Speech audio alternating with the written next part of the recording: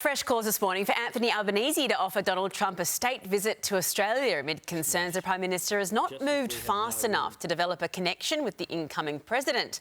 The push comes from our former ambassador to the US, Joe Hockey, who says it costs nothing to make an offer. He adds it's something both Mr Albanese and Peter Dutton should think about, depending who takes the reins in our own election later this year.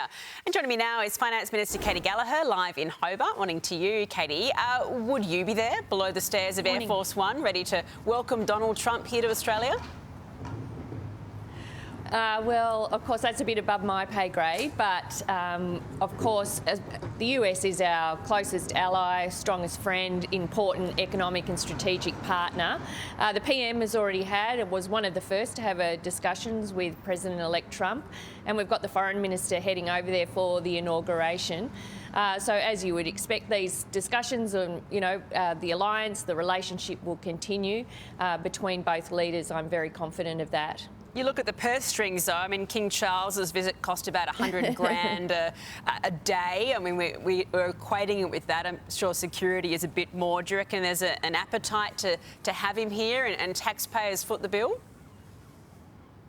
Look, I think in general, and we don't certainly look at state visits wherever those visiting dignitaries come from as a cost. We don't weigh it up from that point of view because, in face-to-face relationships are important. We've had many state visits. They're an important part of our relationships with other countries. But again, with the incoming President Trump, I have no doubt there will be very close engagement between both administrations, as you would expect between our closest ally. Very quickly, was there any discussion about Anthony Albanese going to the inauguration? As you mentioned, the Foreign Minister's going, Kevin Rudd's going, our ambassador.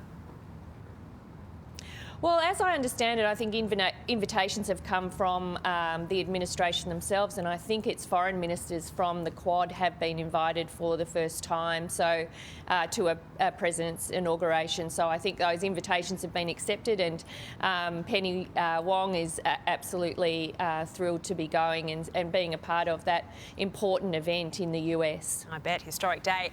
Moving on, Peter Dutton says if he were elected Prime Minister, he would force all councils to hold citizenship ceremonies on Australia Day, so eliminating a rule your government started, allowing them to be held on either the days before or after January 26. What do you think your electorate in the ACT would think about this? We don't have councils in the ACT, but we do have a lot of,